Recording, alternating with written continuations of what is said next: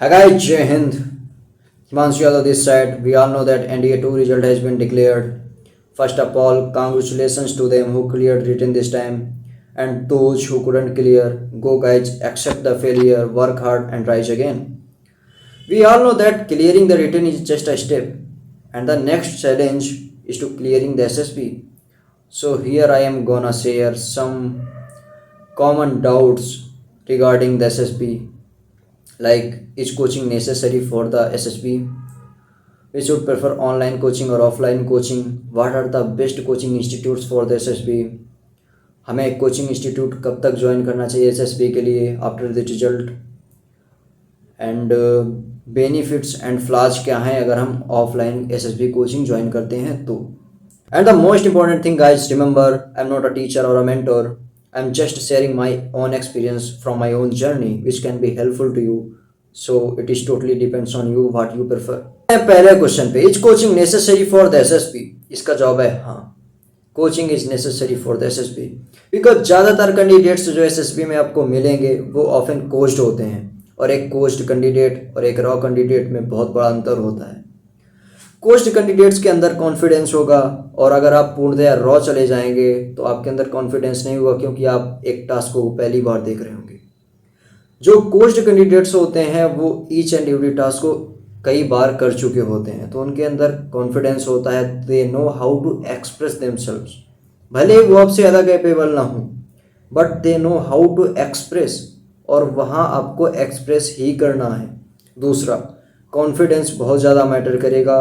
अगर आपने कोचिंग ले रखी है तो then definitely you have confidence, because आपने हर टेस्ट को देख रखा होता है, उस प्रेशर सिचुएशन को देख रखा होता है. And coaching like a mock, अगर आप मॉक देकर जा रहे होते हो तो आपके लिए परीक्षा आसान बन जाती है. आपको ईच एंड एवरी टास्क के बारे में पता चल जाएगा कि आपसे एक्सपेक्ट क्या किया जा रहा है, एंड हाउ टू एक्सप्रेस योर सेल्फ in that particular manner for that particular task. So ये आप कोचिंग जाकर ही पता कर पाओगे. चौथी चीज, like you can not get that particular pressure situation जो आपको कोचिंग में मिलेगी, बिकॉज आपके पीयर्स होंगे वहाँ पे, आपके जैसे और भी बंदे होंगे, और उस प्रेशर सिचुएशन में आप चीज़ें कर रहे होंगे, तो आप कहीं ना कहीं अपना फुल एफर्ट्स लगा रहे होंगे, ताकि एक प्रेशर रहता है यार दोस्तों के बीच में या पीयर्स के बीच में कि मैं सबसे ख़राब क्यों करूं, अपने आप को ओवर परफॉर्म कराओगे आप उधर, बट घर में वो प्रेशर आप कभी भी नहीं ला पाओगे. तो it will be better for you to join a coaching. We should prefer online coaching और ऑफलाइन कोचिंग. पहली बात तो ये है कि ऑनलाइन कोचिंग बहुत ज़्यादा सस्ती पड़ जाती हैं ऑफलाइन कोचिंग की तुलना में. And if you are not able to afford offline coaching then go for the online coaching. But if you are able to afford the cost of the offline coaching then it will be better for you to go the offline coaching, because मैं पहले भी बता चुका हूँ, you cannot feel that particular pressure in your house. आप कितने भी लोगों के बीच में बैठे हो ऑनलाइन में, बट यार अगर आप अपने घर पे बैठे हो 20 लोगों के साथ बातें कर रहे हो, तो आप वो प्रेशर, वो इंटेंस सिचुएशन ला ही नहीं सकते जो जीडी में होती है. 15-20 लोगों के सामने बोलना इज अ डिफरेंट थिंग, और 15-20 लोगों को जीडी में अपनी बात सुनवाना इज अ डिफरेंट थिंग. और आप एसएसबी के लिए जा रहे हो, ये याद रखना. तो it will be better for you to go for intense and pressure situations which can only available in the offline coachings, क्योंकि वहाँ सारे ही बंदे आ रखे होते हैं, सारे ही इंटेंस होते हैं, सारे अपने आप को दिखाना चाह रहे होते हैं पूरे मन से. तो it will be better for you, और वो अपने आप प्रेशर क्रिएट हो जाएगा वहाँ पे, और धीरे धीरे चीज़ें सीख जाओगे. दूसरा, ऑफलाइन कोचिंग्स का फ़ायदा ये रहता है कि ऑनलाइन पे आप जीडीओ कैसे करोगे. जीडीओ मोबाइल पे देखना is a different thing, and in real case scenario आप देख रहे हो, आप स्ट्रक्चर्स देख रहे हो, आपको पता चल रहा है भाई फट्टे का वजन क्या होता है, आपको अंदाजा ही नहीं है, वहाँ पे गए आपसे फट्टा ही नहीं उठ रहा है, तो क्या फ़ायदा. So this kind of situation you have to face if you are not going an offline coaching. Question miss कर रहा हूँ कि अगर मैं कोचिंग ज्वाइन नहीं करता हूँ तो क्या एसएसबी नहीं निकलेगी. It is totally wrong, SSB निकलेगी, बट बहुत कम केस ऐसे होते हैं जहाँ पे कोई बंदा बिना कोचिंग के एसएसबी निकाल लेता है. वो टोटली उसकी कैपेबिलिटी पे डिपेंड करता है. सो बेटर यही रहेगा कि आप guidance low, and every persons know his own capability. तो अगर आपको लगता है कि मैं बिना कोचिंग के भी निकाल सकता हूँ SSB, then definitely you can, but it will be better for you to take a guidance. And the next question is, which coaching institute are the best for the SSBs? So in the reply of this question, I'm not gonna promote any particular coaching institute.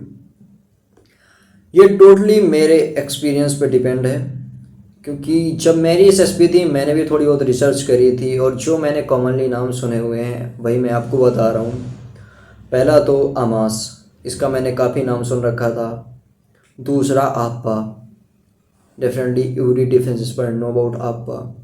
तीसरा Minerva, एक Minerva coaching institute है। चौथा olive green which is in Chandigarh, जहाँ से मैंने भी कोचिंग ली थी।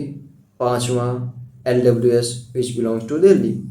ये 5 कोचिंग इंस्टीट्यूट्स हैं जो मैं प्रेफर करूँगा आपको as a top 5 from my own experience. Next question is कि हमें कोचिंग कब तक ज्वाइन करनी चाहिए for the SSB after the result. तो जैसे ही रिजल्ट आता है आपके SSB चालू हो जाती हैं almost 50 days later from your result.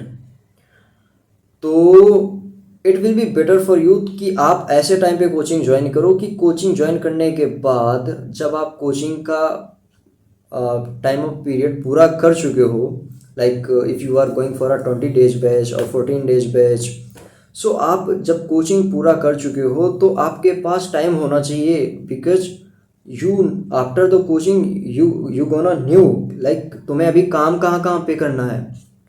सो आपके पास कम से कम 15 से 20 दिन होने चाहिए उन सब चीज़ों पे अपने लिए काम करने पर।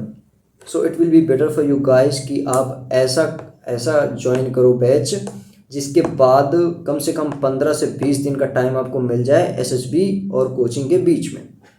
And most important doubt is benefits and flaws of the joining a coaching institute. तो बेनिफिट्स तो मैं आपको बता ही चुका हूँ। फ्लॉज ये है कि आप बहुत ज़्यादा नेचुरल नहीं रह जाओगे कोचिंग इंस्टीट्यूट ज्वाइन करने के बाद, क्योंकि आपको बहुत सारी चीज़ें पता चल चुकी होती हैं कि मेरे लिए क्या सही रहेगा और क्या गलत। इमेजिन आपसे इंटरव्यूअर एक ऐसा क्वेश्चन पूछता है जिसका जवाब आप जानते हैं कि अगर मैं सच सच बताता हूँ तो वो मेरे लिए ठीक नहीं रहेगा, तो आप घुमाने फिराने की कोशिश करोगे और वो तो और ही वर्स रहेगा फॉर यू। बिकॉज अगर आप उन्हें बताते हो, इंटरव्यूअर को बताते हो सच तो वो एक अलग सिनेरियो ले सकता है कि मे बी हाँ कि चलो बंदा एक्सेप्ट तो कर रहा है चीज़ें, आगे इम्प्रूव करेगा या उसने इम्प्रूव किया। बट अगर आप उसे घुमाने फिराने की कोशिश करते हो तो भाई फिर वो इंटरव्यूअर है, याद रख लेना, वो छोड़ेगा नहीं आपको। तीसरा, आप बहुत ज़्यादा नेचुरल नहीं रह जाओगे। जैसा मैंने बताया कि आप बहुत ज़्यादा नेचुरल नहीं रह जाओगे, आपकी साइकोलॉजी पूरी तरीके से तोड़ मरोड़ दी जाएगी, क्योंकि आप रियलिटी में एक डिफरेंट पर्सन हो, बट WAT के लिए आपको तौर तरीके सिखा दिए गए हैं कि आपको ये नहीं करना है, आपको ये नहीं करना है। WAT में क्या होता है, आपको अपना नेचुरल रिस्पॉन्स लिखना होता है। SRT में क्या होता है, आपको अपना नेचुरल रिस्पॉन्स लिखना होता है ताकि ये पता चल सके कि आप अंदर से एक कैसे पर्सन हो। अब वहाँ पे तो आपको सिखा दिया कि WAT में ये नहीं लिखना, वो नहीं लिखना, ठीक है चल गया। साइकोलॉजी में तो आपने वहाँ पे लिख दिया, बट क्या करोगे आप GTO में, क्या करोगे आप सेल्फ डिस्क्रिप्शन में? जब आप एक दूसरे टाइप के पर्सन हो, आप वहाँ पे चीज़ें तो दूसरी लिख रहे हो कि मैं अपने आप को एक ऐसा बंदा समझता हूँ। साइकोलॉजी में तो आपने तोड़ मरोड़ के पेल दिया। इंटरव्यूअर तो जान ही जाएगा कि तुम इस तरीके नहीं हो, और जब क्वालिटीज डिफर कर जाएंगी ना सारी, तो वो जान जाएगा कि ये बंदा कोच तो है। ये तो आप खुद ही बता दोगे, और नहीं बताओगे तो वो तो जान ही जाएगा ये बंदा कोच था, ये नेचुरली ऐसा नहीं है, और वो आपको कभी रिकमेंड नहीं करेंगे। दोस्त, तो try to enhance your personality naturally. Long term में होगी या शॉर्ट टर्म में चीज़ें होती नहीं है, लॉन्ग टर्म में होगी, तो आप कोशिश करो कि आप वैसे ही बनो जैसा वो चाहते हैं। It is enough for today. अगर कोई और डाउट होता है तो आप कमेंट में पूछ सकते हो, and if I am capable to clear your doubt definitely I will do, otherwise मैं पता करके बताता हूँ आपको। ओके, और best of luck for your SSB। जय हिंद गाइज।